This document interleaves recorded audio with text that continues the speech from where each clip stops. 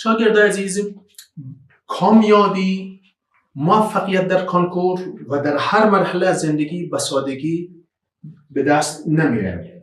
تلاش نیاز داره، زحمت نیاز داره. اگر برای رسیدن به کامیابی و به تلاش اگه نیاز هست که فرض مثال شبها بیدار بمونیم، خب شبها بیدار بمونیم. بله. اگه نیاز هست که قلم در دست بگیری، کاغذ باشد پشت نوشته کنیم، خب نوشته خب قلم در دست بگیر، کس جلویت رو نگرفته. بله. اگه قرار است که کتاب مطالعه کنیم، درس‌ها رو خیلی محکم با انرژی زیاد بخونیم، خب همین کارو کو. اگه قرار است بدوی، خب بدو. اگه قرار است که حتی گریه کنی، خب گریه کن. ولی کاری که نباید کنی تسلیم نشو. بسیار عالی. انسان‌های ضعیف تسلیم میشن. انسان‌های ناامید تسلیم میشن. همه مردم اتفاقا یک خوشخبری در همه شما داریم. اکثر مردم ناامیدن. اکثر مردم زود تسلیم میشن. اکثر مردم سختی راه هم میبینه، از همیان شمشیر خودم میندازه، سلاح خودم میندازه، من که من نمیتونم، قلم خودم میندازه، نمیتونم.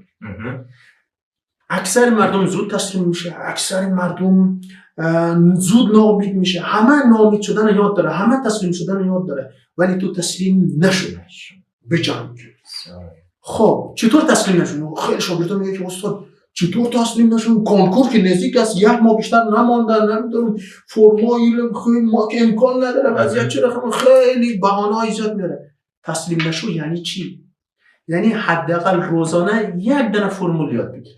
بله. حداقل یک سوال بیشتر کار کن. حداقل یک فرم بیشتر کار کن. همین ویدیوها ما آمدیم، ما که می‌بینیم که خیلی از شاگردها مشکل داریم، میگه استاد ما کورس رسیدن نمی‌تونیم، ما هزینه نداریم، ما اینطور نداریم. و خیر کورس نداری، هزینه نداری، ما میریم در خانه شما. تو از خانه نمی‌تونی بیای به خاطر مشکلات جنسیتی، به خاطر اینکه دختر هستی، به خاطر مشکلات فقر، به خاطر مشکلات امنیتی آماده نمی‌تونی، ما میریم در خانه شما. ما آمدیم در خانه شما، ما آمدیم در دستان شما که شما بهانه نداشته باشید. بله. که نمیشه استاد، نمیشه، امکان نداره. نمیشه گفتن همه یاد داره. شما اگر بخواید رقیبای خود رو در سطح افغانستان فرض کنید که 100,000 نفر است یا 200,000 نفر است که میخوایم امتحان کنکور بده، از بین از اینا تعداد خیلی کمی میخواد کامیاب شه. بله. مطمئن باشید همه از 100,000 نفر همه ناامید است. تو که در این ویدیو رو گوش میکنید تو امیدوار باش. بله. تو امروز ما مشتقات میگیم، مشتقات یاد بگیر. ما یک رقم مشتق یاد میدیم که فقط کنکوری باشه، یک رقم یاد میدیم که فقط کنکوری. دلتان جمع، مشتقتون، انتگرالتون، تمام تکنیکاش رو دلتان جمع. فیزیک آقای محمدی در خدمت شما هست، دلتان جمع. کیمیا آقای محمد رضا محمدی کیمیای بسیار همه کنکور رو گرفته، رز خلبل کرد. اونم دلتان جمع، بهانه نداشته باش. بله.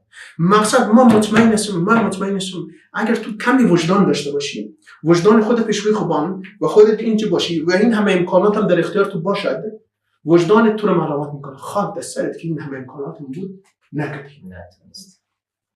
خب اینا رو در شروع این سری آموزشی میگم تا شاگردا از همیان خوب کمر بسته، خوب محکم در قصه طولانی بودن راه نباشه. در قصه ازی باشه که ما یک قدم بیشتر برداریم، یک قدم بیشتر. ما شما را معرفی میکنم به خود شما، یعنی خودتان به درد خودتان باید بخورید. یا ایها الذین آمنو علیکم انفسکم، شما را به خودتان ارجاع میدید، نه به کسی دیگه. یک کم تلاش. ما نمیگم که برو کوه را کاه کن، او کارو نمیگم. یک فرمول بیشتر یاد بگیر، یک مثال بیشتر کار کن. دقیقاً. ما توسط از ویدیوها تمام تلاش خود میکنیم که شما را بیشتر بفهمیم.